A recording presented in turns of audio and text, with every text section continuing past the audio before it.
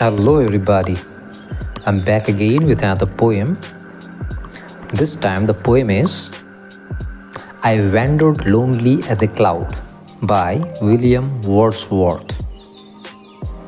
Before I proceed, a few lines about the poet. William Wordsworth, born in 1770, was an English romantic poet who, with Samuel Taylor Coleridge, helped to launch the Romantic Age in English literature with their joint publication of lyrical ballads in the year 1798.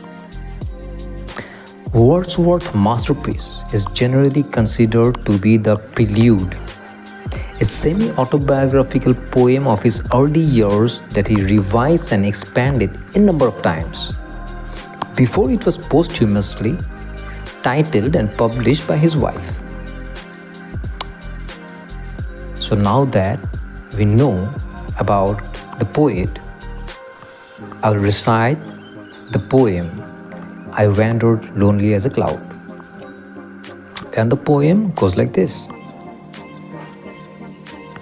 I wandered lonely as a cloud that floats on high over vales and hills, when all at once I saw a crowd, a host of golden daffodils, beside the lake, beneath the trees, fluttering and dancing in the breeze.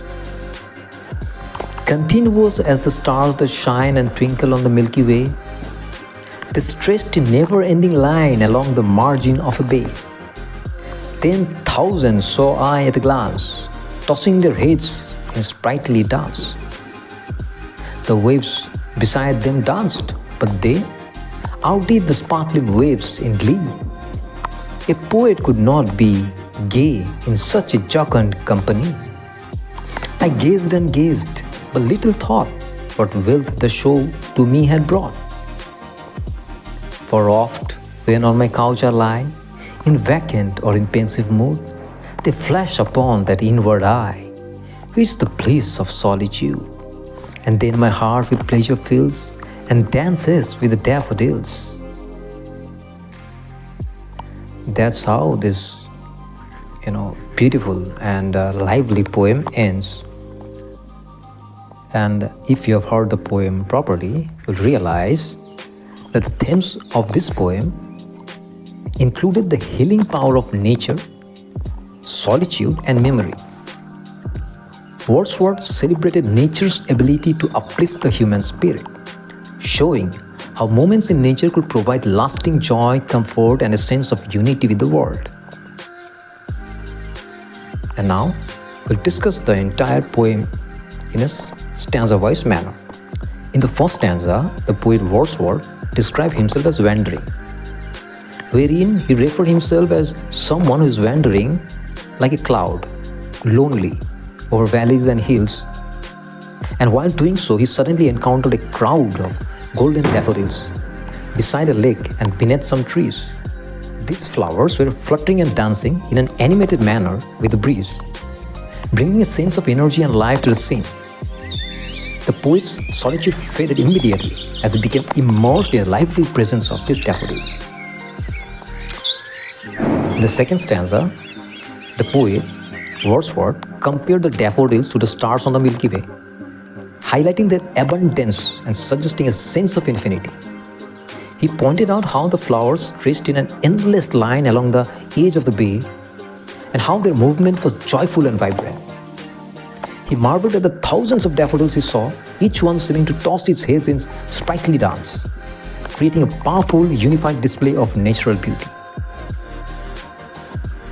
Moving to the third stanza, here, Wordsworth noted that even the waves beside the daffodils seemed to join in the dance, but the daffodils' joy and activity suppressed the water sparkle. And the poet could not help but feel uplifted and happy in their cheerful company.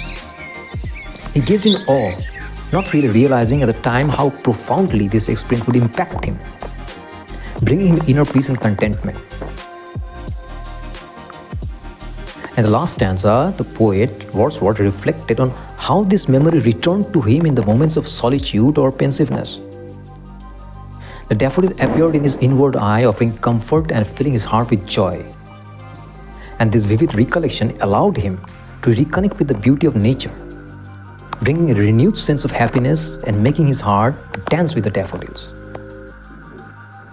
You see, the poet Wordsworth in this poem beautifully presents the beauty of nature and the power nature has to uplift the mood of human beings.